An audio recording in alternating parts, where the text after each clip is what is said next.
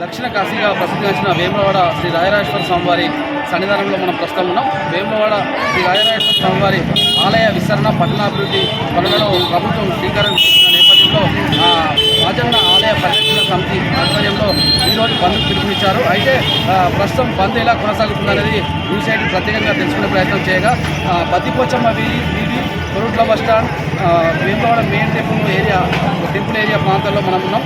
అయితే ఇక్కడ మాత్రం అంటే కొన్ని చోట్ల దుకాణాలు మూసి ఉంటే బంద్లో స్వచ్ఛందంగా వాళ్ళు పాల్గొంటున్న పరిస్థితి చూస్తున్నాం. కాకపోతే రాజన్న గుడి ముందు కొరుట్ల బస్టాండ్ తదితర ప్రాంతాల్లో మాత్రం షాపులన్నీ ఓపెన్ చేసే బంద్ పాటించడం లేదని చెప్పుకోవచ్చు. అయితే ఏదేమైనప్పటికీ ఈ బంద్ నేపథ్యం అనేది రాజన్న సిరిసిల్ల జిల్లా వ్యాప్తంగా కూడా రాష్ట్ర వ్యాప్తంగా దేశవ్యాప్తంగా కూడా వేములవాడ రాజన్న ఆలయ విస్తరణకు సంబంధించి నేపథ్యంలో రాజన్న ఆలయ పరిరక్షణ సమితి ఆధ్వర్యంలో బంద్ పిలుపునివ్వడం అనేది చర్చనీయాంశంగా మారింది. ఈ నేపథ్యంలో ప్రభుత్వం వేములవాడ ఎమ్మెల్యే ఆదిత్యనాథ్ సైతం ప్రకటన అయితే విడుదల చేశారు. మీడియాకు సంబంధించిన సమాచారం కూడా అందించారు. అయితే ఆలయ అభివృద్ధిని అడ్డుకుంటున్నారని లక్ష్యపూర్వకంగానే చేస్తున్నారని కూడా వాదనలు వినిపిస్తున్నాయి.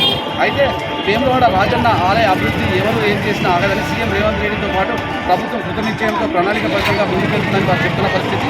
అయితే ఇప్పటికి మాత్రం దాదాపు మధ్యాహ్నం కావాల్సిన కూడా ఈ బంద్ మాత్రం ప్రశాంతంగా కొనసాగుతుందని అనుకున్నారు. కానీ బంద్లో మాత్రం చాలా వరకు భక్తులైతే స్థానిక ప్రజలు కూడా పాల్గొనడం లేదని కూడా వాదనలు చర్చలు వినిపిస్తూ ఉన్నాయి. మనం విలువలకు చూసుకోవచ్చు. రాజన్న ఆలయానికి సంబంధించి బద్దిపోచమ్మ ఆలయానికి వెళ్ళే ప్రాంతం ఇది. అనునిత్యం వేల సంఖ్యలో భక్తులకు రద్దీగా ఉంటుంది.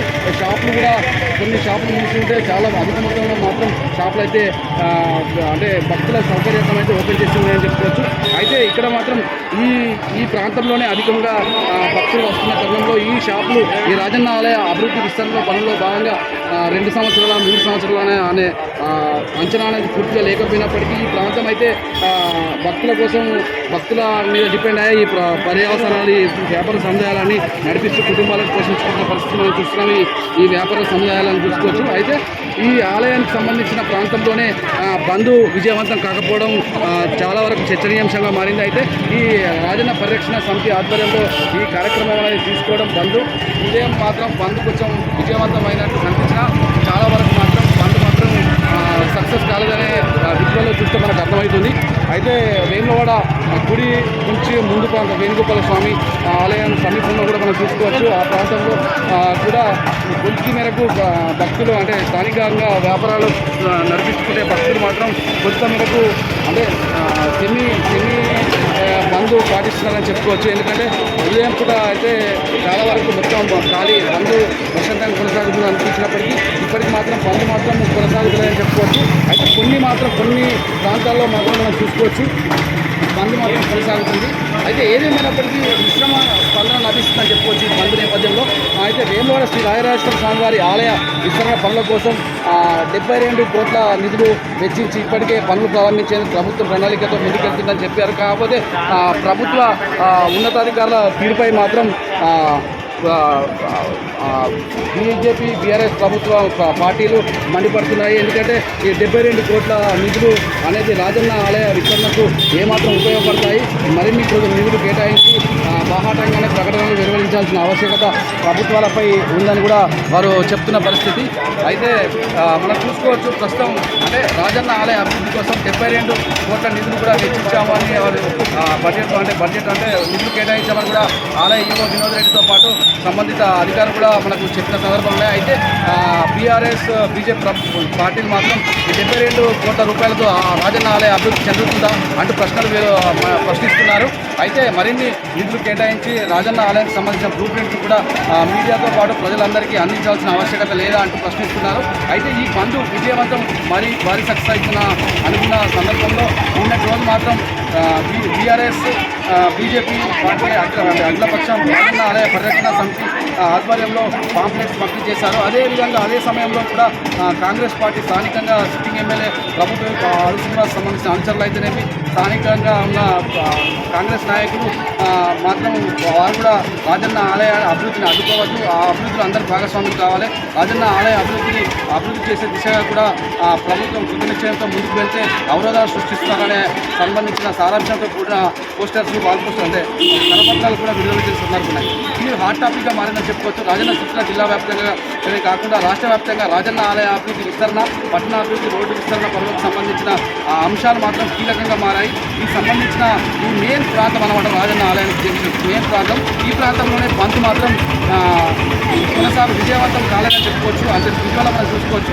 చాలా వరకు దుకాణ సముదాయాల్లో మాత్రం కొంత మేరకు మాత్రం బంద్లో పాల్గొన్నారు. కొంతమంది మాత్రం అధిక మొత్తంలోనే షాపులు తీసి తమ కార్యకలాపాలు కొనసాగిస్తున్నారు. అంటే చెప్పుకోవచ్చు. ఎందుకంటే బడుగు బలైన వర్గాలు, మధ్యతరగతి కుటుంబాలే ఇక్కడ మాత్రం షాపులను ఏర్పాటు చేసుకుని తమ కుటుంబాలను పోషిస్తున్నారు. ముఖ్యంగా రాజన్న ఆలయం మీద ఆధారపడే ఈ కుటుంబాలు ఈ జీవనం సాగిస్తున్నాయి. ఈ తరుణంలో రాజన్న ఆలయం మూసివేత 2 సంవత్సరాలు 3 సంవత్సరాలని ఈ అపోహలు ఉన్న తరుణంలో ఈ ఆలయ అభివృద్ధి సంబంధించిన జరిగితే భీమన్న ఆలయంలో స్వామివారి దర్శనాలు ఏర్పాటు చేస్తే ఈ ఆలయంలో ఉన్న వ్యాపార సముదాయాలన్నీ నష్టపోతాయని కూడా వారు ఆవేదన వ్యక్తం చేస్తున్న పరిస్థితి మనకు కనిపిస్తున్నాయి. ఏదేమైనప్పటికీ ఈ పనిలో స్వచ్ఛందంగా పాల్గొనాల్సిన స్థానికంగా రాజన్న ఆలయ పరిసర ప్రాంతంలో ఉన్న వ్యాపార సముదాయాలు మాత్రం ఇక్కడ చాలా భిన్నంగా కనిపిస్తుంది. వాతావరణం మనం చూసుకోవచ్చు. విజయవాడ కూడా ఇక్కడ చూసాం మనం.